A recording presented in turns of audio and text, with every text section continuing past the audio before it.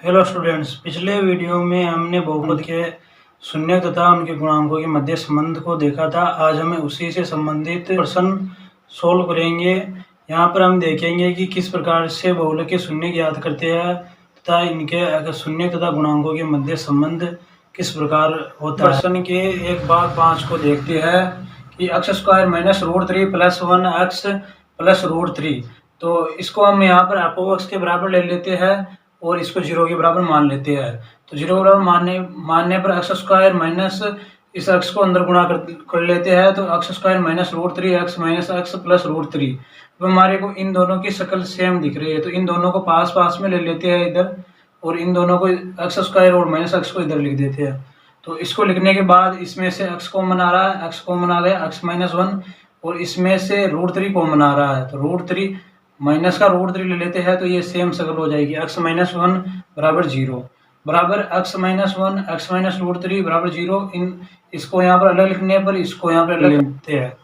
तो इन दोनों को अलग करने पर एक्स बराबर 0 आएगा और एक्स बराबर रूट 3 होगा। अतः द्विघात बहुपद के शून्य क्रमशः 1 और रूट 3 है।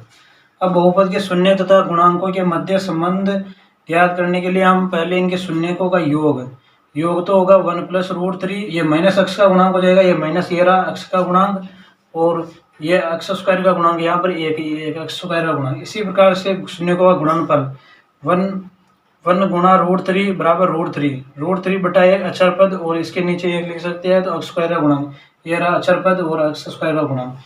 अतः द्विघात बहुपद x square minus root 3 plus 1 x plus root 3 के शून्य तथा गुणांक के मध्य संबंध सत्य है। यानी कि यहाँ पर हमने देखा कि इन दोनों के मध्य जो ये संख्या है ये इस फलन f(x) को संतुष्ट कर रही है, अतः इन दोनों के मध्य संबंध सत्य है।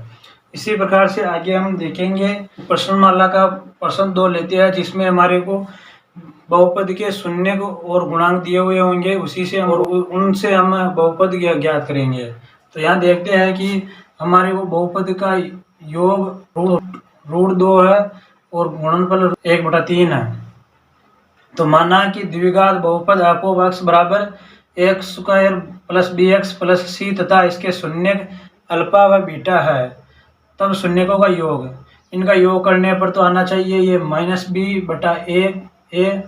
-b/a और अल्फा प्लस बीटा, यानी शून्यकों का योग अल्फा, इन दोनों का योग करने पर अल्फा बीटा माइनस b/a बराबर रूट 2 दिया हुआ है। तो यहाँ लिख दें, इसको समीकरण 1 देते हैं।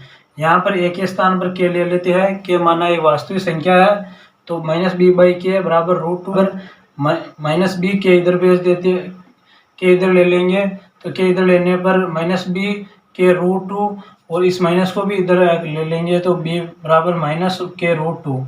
इसी अब हम शून्यकों का गुणनफल देंगे। गुणनफल इन दोनों का गुणनफल अल्फा व बीटा का गुणनफल बराबर होता है अचर पद बटा एक्स स्क्वायर का गुणांक। तो c/a बराबर 1/3 दिया हुआ है, तो 1/3।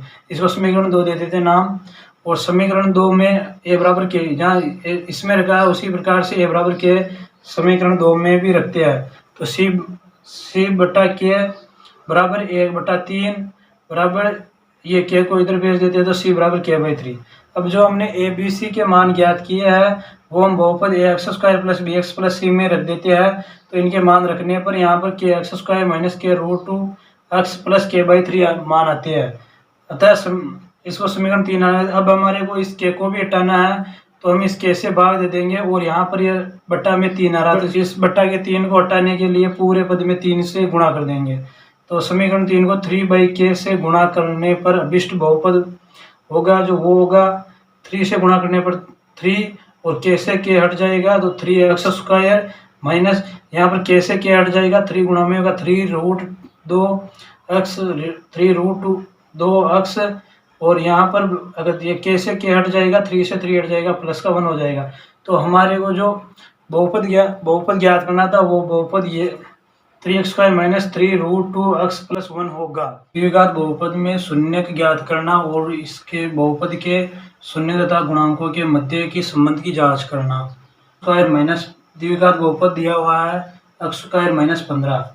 माना कि f(x) equal to x square minus 15 बराबर है। इस द्विघात बहुपद में x अक्ष का पद गायब है, तो हम यहाँ पर अक्ष का पद भी ऐड कर देंगे। इसको प्लस भी लिख सकते हैं, माइनस भी लिख सकते हैं। प्लस लिख दिया तो अक्ष स्क्वायर प्लस 0 अक्ष माइनस 15, ये 15 दिया हुआ अक्षर पद, इसको हम 0 के बराबर लिख दें। अब हम इसको यहाँ पर लेते हैं, इसको 0 को बराबर रखते हैं। इसको अक्ष स्क्वायर इस 15 को 0 के इधर बराबर भेजते हैं, तो अक्ष स्क्वायर बराबर 15, और इस स्क्वायर को इसके ऊपर भेजेंगे तो अगर ये रूट में चला जाएगा। और हम जानते हैं कि यदि कोई संख्या रूट स्क्वायर से रूट में जाती है तो उसको प्लस में भी, प्लस और माइनस दोनों में लिख सकते हैं। तो हम हमारे को शून्य क्या, क्योंकि हम जानते हैं कि द्विघात बहुपद में 2 शून्य होंगे, तो इसलिए हम द्विघात बहुपद के एक प्लस का 15 ले लेंगे रूट में, और एक माइनस रूट में 15 ले लेंगे। तो ये अपो अक्ष बराबर अक्ष स्क्वायर माइनस 15 के शून्य क्रमशः रूट 15 और माइनस रूट 15 होंगे। अब हम बहुपद के शून्यक तथा गुणांकों के मध्य संबंध को ज्ञात करते हैं कि इनके मध्य संबंध किस प्रकार से होता है। तो हमने पिछले वीडियो में देखा था कि इनके शून्यकों का योग जो होता है वो माइनस अक्ष का जो यहाँ पर है इसका गुणांक, और अगर जो एक्स स्क्वायर का गुणांक है, इन दोनों की बट्टा का होता है।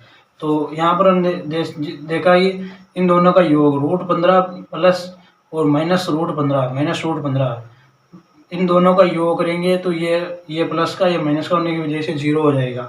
तो ये 0 हम जानते हैं कि 0 या कोई भी संख्या हो तो उसके नीचे हम बट्टा में 1 लिख सकते हैं, तो उसी से हमने लिख दिया 1। तो यहाँ पर माइनस अक्ष का गुणांक तो हो जाएगा ये 0 या 0, और अक्ष स्क्वायर का गुणांक हो जाएगा 1, तो ये रहा 1। अब हम इसी प्रकार इसका गुणनफल देखेंगे। गुणनफल किया इनका रूट 15 प्लस का माइनस का रूट 15, तो ये माइनस पूरा बाहर आ जाएगा और रूट 15 इन दोनों का स्क्वायर हो जाएगा। 2 बाहर है तो 2 बार इसका स्क्वायर हो गया, स्क्वायर होते ये स्क्वायर से रूट हट जाएगा बराबर -15। अब बराबर -15, और जैसे इसमें लिखा है किसी संख्या के नीचे कुछ नहीं होता तो 1 लिख सकते हैं हम। बराबर अक्षर पद, ये रहा अक्षर पद, और 1 अक्ष स्क्वायर का गुणांक। अतः द्विघात बहुपद अपो अक्ष बराबर अक्ष स्क्वायर -15 के शून्य तथा गुणांक के मध्य संबंध सत्य है। यानी कि इन दोनों के मध्य यहाँ से ये संबंध है वो स्थापित हो रहा है, और ये गुणनफल दिया हुआ गुणनफल से भी जो हमारे संबंध आया है, इन दोनों के मध्य गुणांक तथा शून्यकों के मध्य संबंध सत्य